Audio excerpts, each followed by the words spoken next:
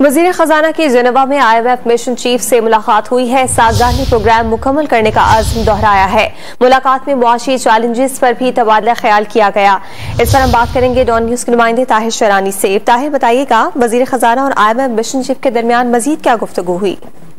देखें, जो वज़ारत ख़जाना की जानिब से एलामिया जारी किया गया है उसमें इतना ही कहा गया है कि वज़ीर ख़जाना सागदार की IMF मिशन चीफ बराए पाकिस्तान से जेनीवा में डोनर कॉन्फ्रेंस की साइडलाइन पर मुलाकात हुई है और वज़ीर ख़जाना ने यह अज़म दोहराया है कि पाकिस्तान IMF का जो कर्ज प्रोग्राम है उसको मुकम्मल करेगा और इसके साथ जो माशी चैलेंजेस हैं उस पर तबादला ख्याल किया गया।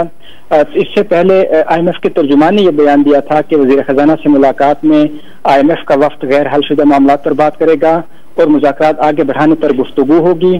ज़राए वज़ारत ख़जाना ने मुज़ाकरात से कबल हमें यह बताया था कि मुज़ाकरात में वज़ीर ख़जाना सागदार IMF को कायल करने की कोशिश करेंगे कि जो नवा जायज़ा मुज़ाकरात है उसको मुकम्मल किया जाए और 9वें और 10वें जायज़ा मुज़ाकरात एक साथ करने की भी तजवीज़ दे सकते हैं।